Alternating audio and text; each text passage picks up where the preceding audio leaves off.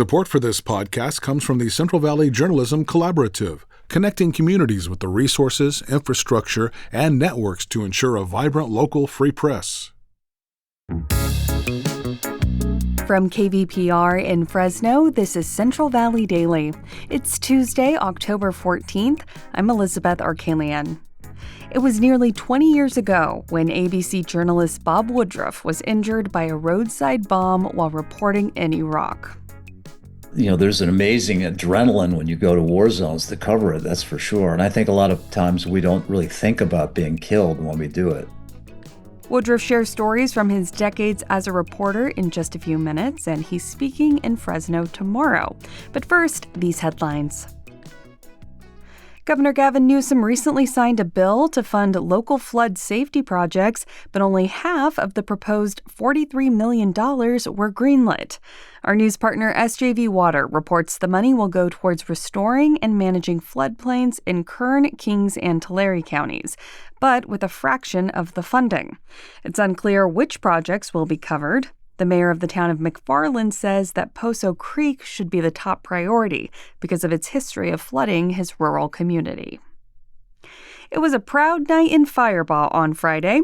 The hometown of NFL quarterback Josh Allen officially renamed the Firebaugh High School football field in his honor. During the ceremony, Principal Mason Rodman thanked Allen for the support he's given back to the community, including nearly $500,000 in college scholarships this fall. As we name this field after Josh Allen, we remember it's not just about football, it's about home. It's about a young man who carries this town's spirit with him across the country and who never forget where it all started.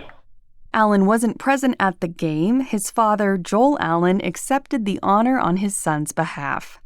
Josh often tells me how much this community means to him and that Firebaugh will always be his home. The field will now be known as Josh Allen Field, a lasting tribute to the Buffalo Bills quarterback and the town that raised him. A nature area along the San Joaquin River in Fresno County has a new name. The property known as Ball Ranch has been renamed to Quitqui Ranch. The name honors a Gashowu Yokut story of a duck named Quitqui who played a role in the creation of the world. The story reflects the ties between people, water, and land. The name arose from a collaboration between the San Joaquin River Conservation and Trust, the River Parkway, and local tribes. You may have heard a lot about air traffic controllers lately after the Hollywood Burbank Airport's tower unexpectedly had to close in the middle of the day. So what happens if a shortage like that hits your flight next? Cato Hernandez with our California newsroom partner LAist explains. There are times when towers close. It happened during the pandemic and continues because of staffing issues. While it's not ideal, pilots are taught how to fly into airports without local controllers to guide them. When they're in the area, they use a special frequency to announce their movements to other planes. They can also be in contact with a remote facility in San Diego, the SoCal TRACON, which can track planes using radar. However, experienced pilots told LAist they prefer to have eyes on the ground. That was LAist reporter Cato Hernandez. Clovis High School Marching Band is headed toward a national stage. The band and color guard have been selected to perform in the 2027 Rose Parade on New Year's Day. Band director Esmeralda Rocha Lozano told news outlet GV Wire it's a dream come true and has been years in the making. The Cougars last marched in the Rose Parade in 1986. They're one of just 5 high schools nationwide chosen for 2027.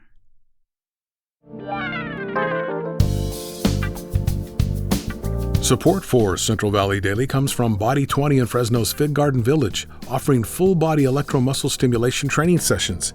It's a high-tech, time-efficient way to help preserve and rebuild lean muscle. Each 20-minute one-on-one session is guided by a certified coach using FDA-cleared technology. Body 20 accepts health savings account cards.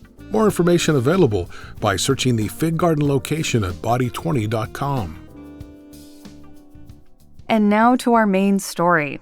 If you were a nightly news watcher in the early 2000s, and even if you weren't, you may have heard the story of Bob Woodruff. Bob was a familiar face on ABC News and was a co-host of World News Tonight when he was hit by a roadside bomb.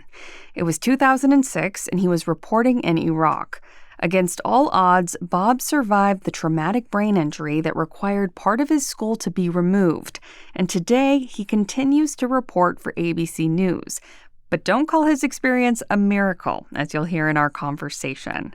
Bob's experience and the medical care he received inspired him and his family to create the Bob Woodruff Foundation to support service members and veterans. On Wednesday, Bob will be in Fresno as part of the San Joaquin Valley Town Hall Speaker Series. I caught up with Bob prior to the event, and we start by discussing the injury that changed the trajectory of his career. I mean, the recovery, I had such a horrible traumatic brain injury.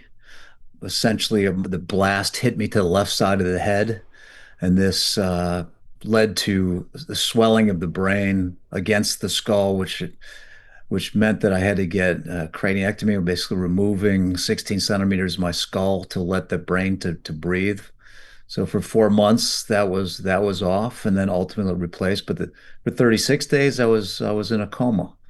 When I finally woke up, it was kind of pretty remarkable that I was even there, let alone that I could still speak. But I had what's called aphasia. So the left side of my brain was the one that affects your ability to remember the vocabulary, the words. So I don't have a cognitive loss, I mean, ability to understand, but the expression has a language problem. I can't come up with all the words. Like the letters are sort of twisted around. So that's been the challenge. In terms of the recovery itself, it's the definition of it is the one that's a little bit complicated. I mean, you're never going to go back to exactly the way you were before. I mean, it'd be great that we had this 100% back to quote unquote normal again. But I think those that are badly wounded, really almost anything, they have to finally let go of this idea that they're going to be exactly the way they were.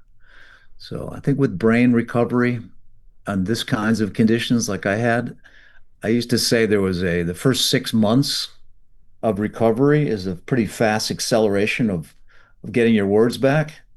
And then it continues improvements over 2 years. And then it kind of just flattens out. And we just join the rest of our people of our age, let them to start falling again for other reasons. Yeah, getting old, right? I got to contend with that as well. It's really kind of giving me chills hearing you say that in your own words. I mean, what a miracle to have survived what you survived. Do you ever... I got to say, though, I don't ever, and I tell people, please don't use the word miracle. Really? Right? I have so many friends that were badly wounded in these wars. I know many people who've been wounded in many things. And why is it that one person was at the same place doing the same thing and died? Another one lived. One recovered to the extent that I have. Those that have not. What is it a miracle happened? It seems like to me a feeling of favoritism or claiming that you're somehow special or something. Miracles, obviously it's got many sort of deep beliefs about things, but I think it's just to be one that was not the one that got so, what I would say, morally lucky, then why is it a good thing to use that word? It's very common to do so, and it's probably true in some ways, right? But I just think I'm very uncomfortable ever using it. Is that partly what inspired you to start your foundation, the Bob Woodruff Foundation? Yeah, I mean, we had so many things that we were so blessed in so many ways. One, I was 44 years old when I was hit. There in the Bethesda navel where I was unconscious, my brothers and my wife came in, and they say all these 21-year-olds that were injured there, they hadn't really got much done yet in life, So I had that, which seemed like if I died right then, at least I have done something pretty remarkable. Secondly, I had a very strong family around me. I had an employment. I was employed. I had ABC was very supportive of me.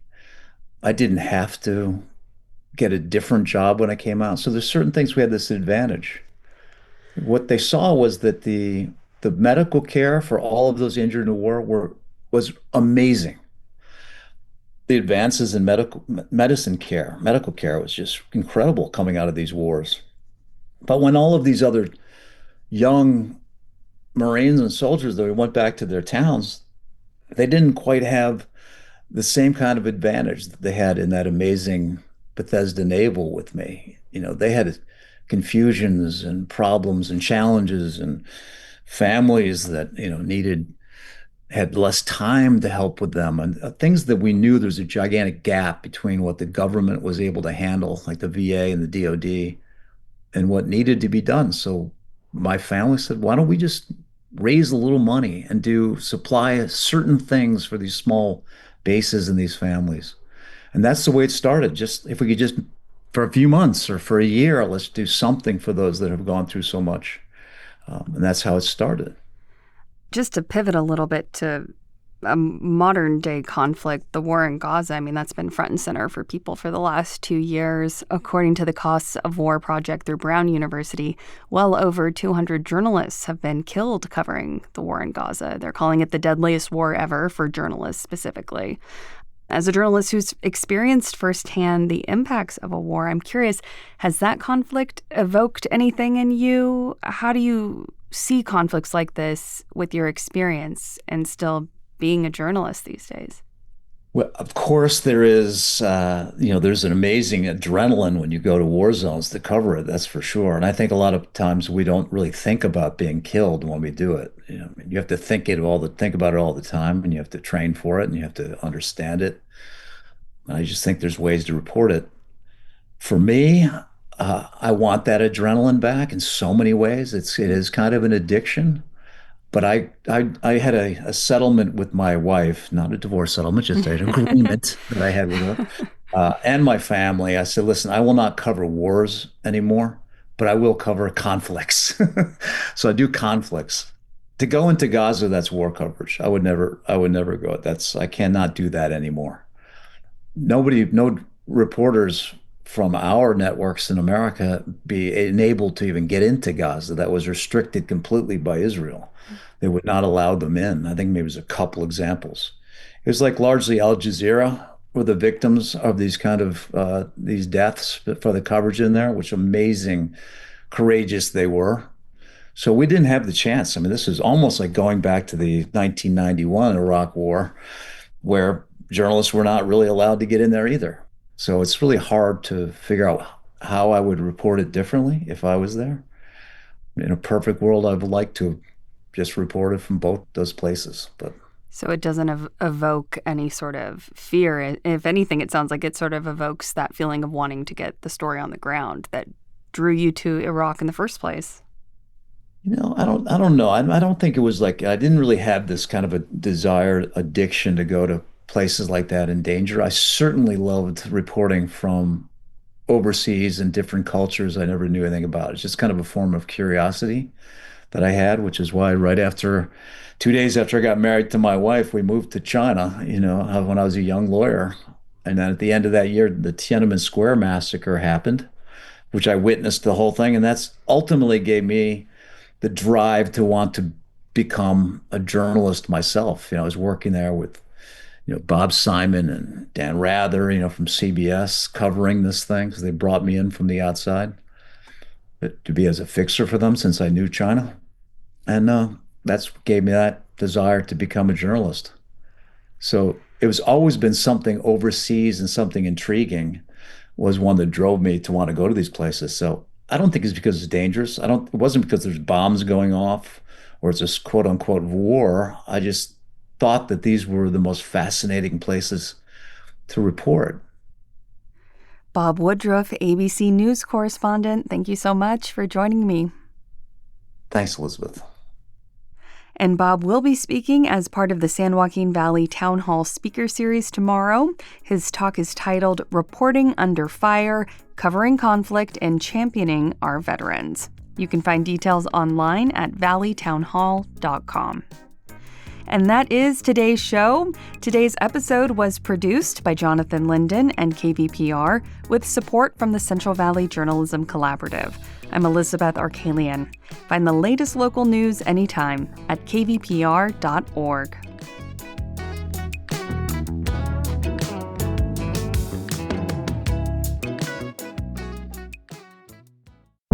Sources and methods, the crown jewels of the intelligence community. Shorthand for how do we know what's real? Who told us? If you have those answers, you're on the inside, and NPR wants to bring you there. From the Pentagon to the State Department to spy agencies, listen to understand what's really happening and what it means for you. Sources and Methods, the new national security podcast from NPR.